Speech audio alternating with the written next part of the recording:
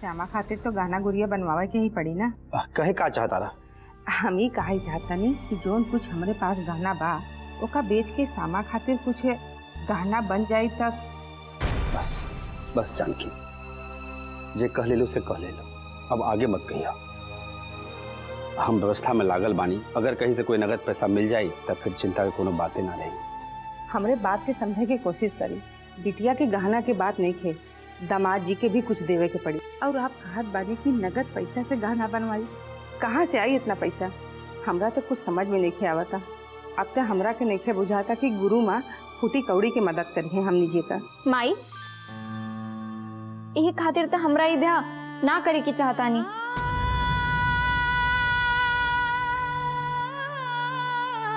ओहो, ऐसे रटे लगलू वही बात। हाँ? अभी दूसर कौन बात बा माई? इतना बड़का जग, इतना खर्चा, कहाँ से आई इतना सारा पैसा माई? गुरुमा ठीक कहले रहनी, ये ब्याह तोड़े में ही सबके कल्याण बा। ई तरह से कर्जा पैसा के पैसा से हम आप सबका बोझ बढ़ा के ये ब्याह ना करब। इतना चिंता करे की जरूरत नहीं है बबनी। जे एजे तक लेके आयल बा वही आगे के रास्ता दिखाई।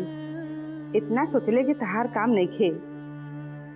श्यामा ठीक कहती है माई, बाबूजी हम भरले बानी ना, तो इतना काहे सोचा तारू? बाबूजी जे कीर्तन के साटा से थोड़ा बहुत बयाना आयल बा, ओकर बयाना से लाख रुपया के जुगाड़ ना हो पाई का? आप एकदम चुप करें। सारा पैसा अगर बहन के ब्याह में लगा दे तो 5 उंगली मुंह में कैसे जाई? 1 मिनट दुल्हन, 1 मिनट शांति रखा। हम बात करत आनी ना, हाँ?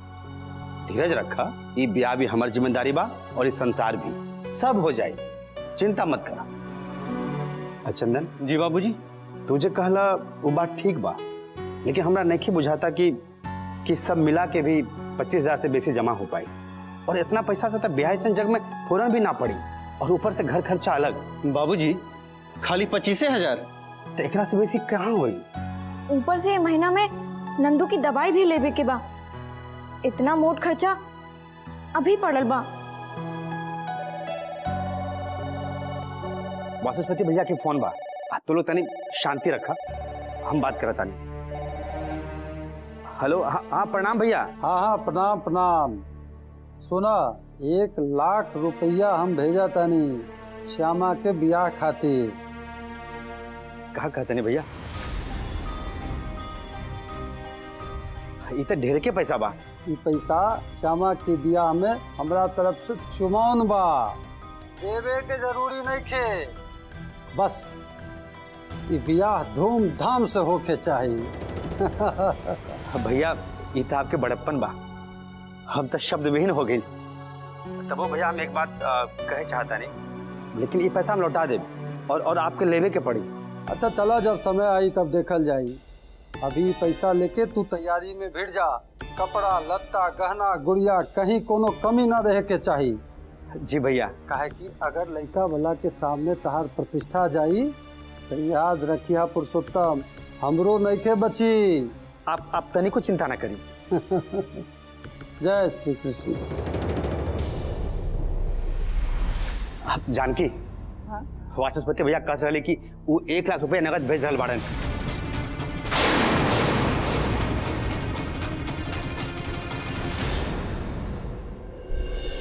हमहू ना सोचले रही कि जेकरा ऊपर हम इतना विश्वास कैली वो हमरा से झूठ बोली। आजकल कैसे लोग केहू पे भरोसा करी। लेकिन माँ, आप तो हमरा पे विश्वास करी। हे नहीं देखी माँ, रीता दीदी हमरा से कहले रहली कि रूबी घर के A to Z काम जाने ली। देखी ना, हमार जैसन सीधा मने आँख मूंद कर भरोसा कैलस। लेकिन भूल तो हमरा से भइल बा माँ। हमरा के और इन्फॉर्मेशन ले लेवे चाहत रहे, लेकिन हम रूबी के वापस भेज देनी और डांट लगा के कह देनी कि आज के बाद एजा झकिया भी मत। बाप रे, हम तो ये सोच के भी डरातानी कि अगर कहीं कोनो भूल चूक हो गई रहत तो हम तो जिंदगी भर अपने आप के माफ ना कर पाती। मजली दुल्हन ई का ऐसे धिया पुत्र जैसे काहे रोए लागलू? वैसन कोनो बात तो नहीं खे ना। वैसे तू एकदम ठीक कैलू, उ लड़की के यही जैसे विदा कह के भगवान जौन भी करेला नु हमनी के निमन खातिर ही करेला। अगर ये सब ना भइल रही तो हमनी के कैसे पता चले कि ये सब जौन होता वो सही बा कि गलत बा, सच बा कि झूठ बा। मंजली दुल्हन, ये सब सोच के तू अपन मन के बिल्कुल छोटा मत करा। अरे ई का अभी ले तहारी गंगा जमुना नइखे रुकत। देखा मजली दुल्हन, जौन भी कुछ भई उस सब में तोहार कोनो गलती ना रहे। अरे तू तो ये सब कुछ हमार खुशी खातिर कैलू। अब पासा अगर पलट गई तो एमे तोहार कौन दोष रहे? ना माँ, हमरा के और इन्फॉर्मेशन ले लेवे के चाहत रहे। हमरा से भूल भइल बा और कोनो छोट मोट ना बहुत बड़ भूल भइल बा। हमरा के माफ कर दी माँ। अरे मजली दुल्हन, तू ये बात के काहे दिल पे लगा के बैठल बाड़ू? जब तोहार कोनो गलती ही नहीं खे तो माफी काहे दियम? कोनो माफी ना मिली, ये सब मत सोचा। अरे माई कहाँ बाड़ू? ओहो, चला भाई लेट होता। ई देखा, जौन लड़का आज तक मंदिर के सीढ़ी नहीं खे टापल, ओकरा आज मंदिर जाए खातिर कितना जल्दी लागल बा। ए माई, रउआ के पता बा कि हमरा खातिर सबसे बड़ भगवान के हा? के? तू बाड़ू। एगो माई से बढ़ के भगवान के हो सकेला। एगो माई अपना बच्चा के 9 महीने कोख में पाले ली, जन्म देते के समय कितना कष्ट सहेली, पाले ली, पोसे ली, बड़ करेली और आजीवन अपना सीना से लगा के रखेली। तो हमरा खातिर सबसे बड़ भगवान तो तू ही भौ ना। मजली दुल्हन, देखा तारू आज हमार बबुआ कितना ज्ञानवान बात करता है। भाभी गलत कहा था नहीं। अरे भगवान खाली हुए होला का जे मंदिर के अंदर बैठ के पूजा पाठ के इंतजार करे? अरे भगवान तो कण-कण में है, इंसान के अंदर छुपल बाड़े। अपन अपन खोजे के तरीका होला, केहू भगवान के मंदिर के अंदर ढूंढेला और केहू बाहर। अब ये बाबा बना देबू हमरा के। चला माई, लेट होता, चला चला। ना बाबूजी ना, मौसा जी से पैसा मत ली। लेकिन वो सामने से खुद दे कहले बारन, अब ऐसे में मना कैसे करें हम? रास्ता तक खोजे के पड़ी ना बाबूजी। हम नहीं के चाहब कि आप लोग और कर्जा अपने माथा पर लाद लें। तू सुनलू ना का कि तहार बाबूजी का कहा था ना कि पाई पाई चुका दे भाई। हमरा के एगो बात समझ में नहीं आवत कि अचानक से मौसा जी इतना मदद के अलमारी कहाँ से खोल देले। माने स्वार्थ तो जरूर बा, तनी आप लोग सोच के देखी। वैसे भी ई घर में हमार बात सुने के केहू तैयार ना होला, तब वो कहा तनी। और आजकल 1 रुपया देवे से पहले 100 बार सोचे के पड़ेला। और मौसा जी 1 लाख रुपया देतनी, उहो बिना मंगले। स्वार्थ तो जरूर बाए में।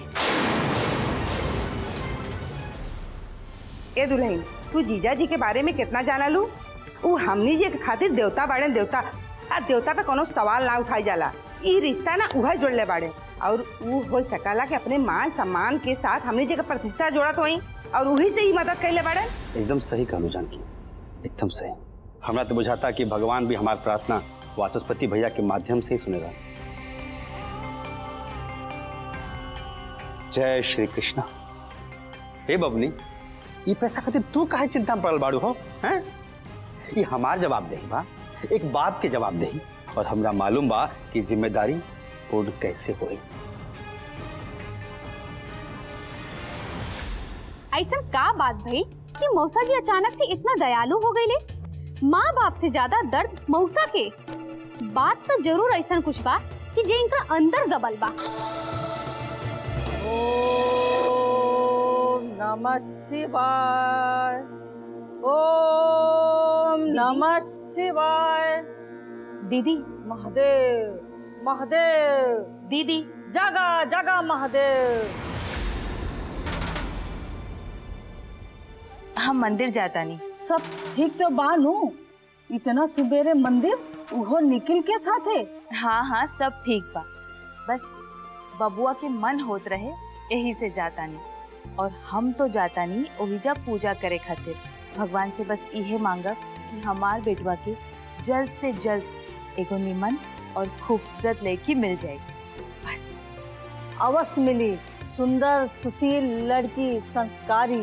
थोड़ा देर भइल बा, वो ना होत अगर निखिल हमार बात मान के सूर्य नमस्कार कैले होते तो। बुआ जी, हमार सूर्य नमस्कार तो सूरज भगवान के उठे से पहले हो जाला। यह बात तो हर समस्या, मन में भक्ति भाव ही नहीं खे। मालकिन मालकिन हो गल सब व्यवस्था। दान वाला ब्लैंकेट गिनले बार ना? हाँ सब गिन लेनी मझली मालकिन। चला निखिल। अच्छा मजली, घर में केहू नहीं किया, ध्यान रखिए। अरे माँ, इहो का कहे के बात बा, आप बस मंदिर पर ध्यान लगाई। पतहू तो हमरा एकदम सोना नियन मिलल बा। जगा जगा महादेव। रूबी के तो हम ई घर में प्लान नहीं खे कर पाऊनी, लेकिन जे भी लड़की ई घर में पुतोह बन के आई ओकर रहे के तो पड़ी हमरा अधीन ही। काहे से कि ए घर में चली तो बस हमार।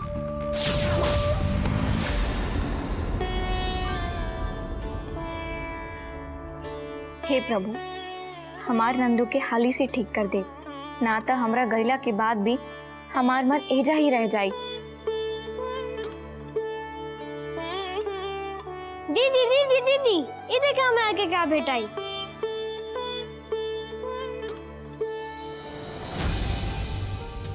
अरे ई का बाहू बटाम जैसन बुझा था। ई तो सोना बा, कहाँ मिलल तोहरा? अंगना में गिरल रहे। अपना अंगना में? आई कहाँ से? गुरुमा के तो नहीं खे। ना ना, गुरुमा अपन सामान के ऐसे ना ही रही है। फिर के करबा? याद बा दीदी, वो दिनों शहर वाला भैया आयल रहन, तहरा के पहुँचावे खातिर हमरा के बुझाता ई उंगरे होई। ये अपन लगे संभाल के रखा, जे दिन वो शहर वाले भैया तोहरा के भेटे हैं तो अपन हाथ से खुद ही दे दी है उनके। ना रे दीदी, नीमन इहे होई कि तू उंगरा के दे दिया जब वो बैठाई है, लेकिन भेटाई है कैसे?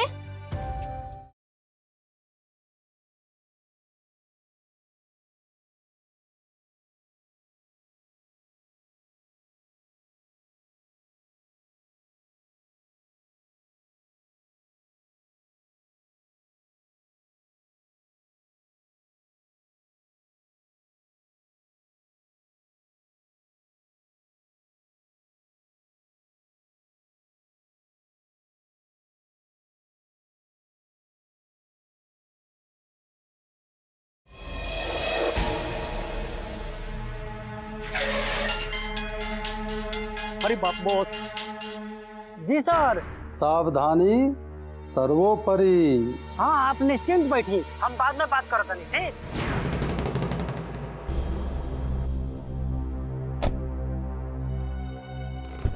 चलो एक्टिंग करे के टाइम शुरू हो गइल बा, और दोनों भी आ गइल बा लोग। चला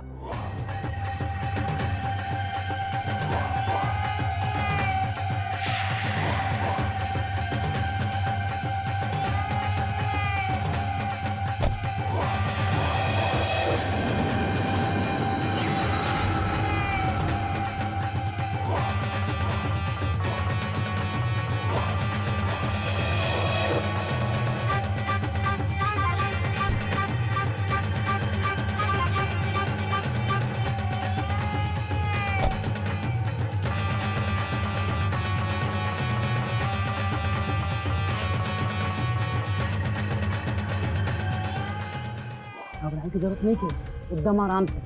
हाँ एक्टिंग एकदम नेचुरल लगे चाहिए। देखा देख वो लोग आ गए, चल अपन काम पे लग गए।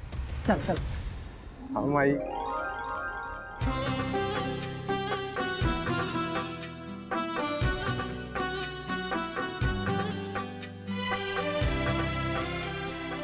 कहा भाई माई, रुक काहे गेलू? होने देखो कितना सुंदर लड़की, एकदम माता के रूप लागतिया।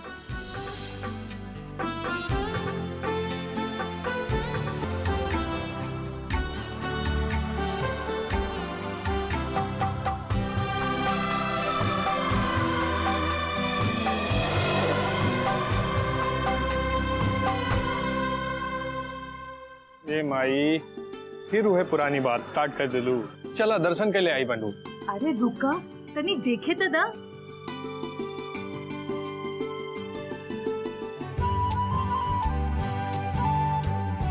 माई, माता जी होने बनी, हेने ना आवा। चला माई। राधा रानी कृष्ण दीवानी। तनी मन और ध्यान से गावा बेटा। चल गावा शुरू कर। राधा रानी कृष्ण दीवानी। ना हुई तरह से ही जन्म में तना हुई। मम्मी हम प्रयास तो कर रहा बानी ना। चुप, एकदम चुप। प्रयास कर रहल बानी होने श्यामा के बियाह तय हो गइल बा। एहने हमार दिल के धड़कन बढ़ रहल बा। ये बानी के इनके प्रयास खत्म नहीं के होत। मम्मी अगर श्यामा के ब्याह हो गई तो हमार का हुई? ये सोच सोच के तो हमार प्राण निकल जाता। लेकिन एक बात हमरा समझ में नहीं आवा, ये बियाह खातिर पुरुषोत्तम के लगे पैसा कहाँ से आवता। इतना तो हमरा के मालूम बा कि ओकरा लगे कोनो जमा पूंजी नहीं थे। तब पैसा मिला था वाचस्पति मौसा के तिजोरी से।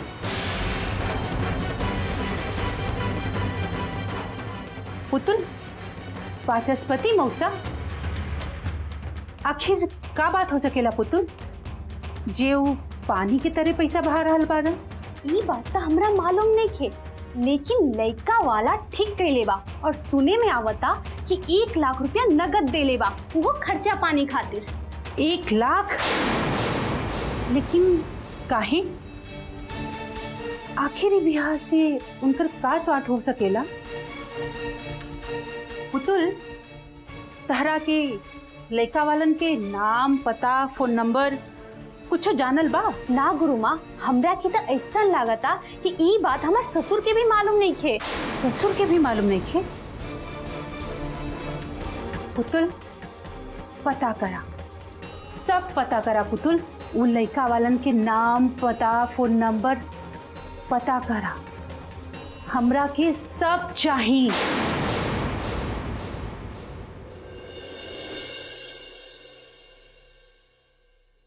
माई तनी लड़का वाला के नंबर दी था हमरा।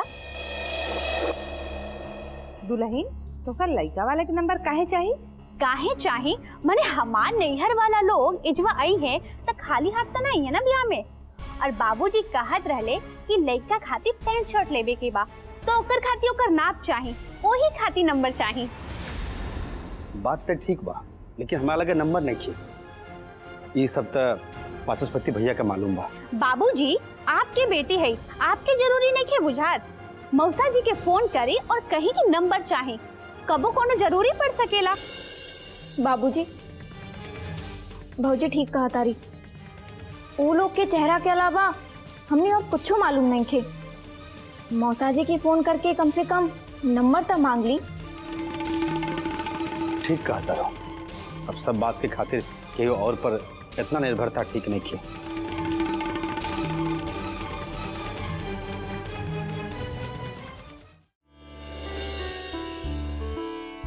बस पंडित जी, ऐसे ने अपन आशीर्वाद बनावले रखी।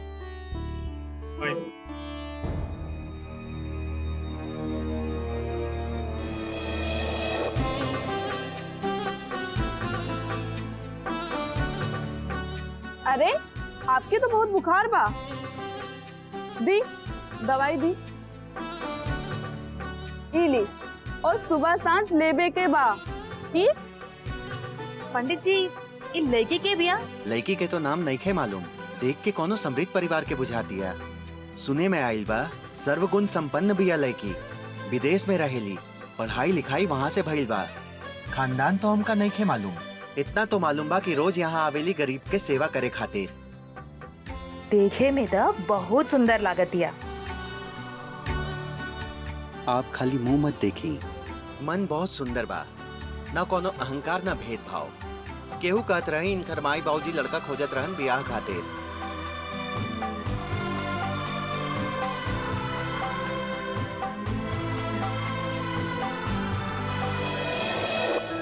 निखिल, तू तनी जाके वो लड़की से बातचीत बढ़ावा ना। माई रवो के पता बना कि हम अनजान व्यक्ति से बात करे में कितना घबराइली, और ऊपर से वो तो लड़की ही है। अरे लड़का लोग सब लड़की से बात करे खातिर मौका खोजत रहलन। तोहरा ही मौका मिलल बा तो तोहरा हिचकिचाहट बा? कैसन लड़का बाड़ा तू? ए बिजली, हमरा के लागत था कि हमार माई यही फेरा करा दी। हम लेके जाता नहीं, कंबल बांट के ही है। आप निश्चिंत होके घर जाए छोटका बाबू। चला। अरे चला माई।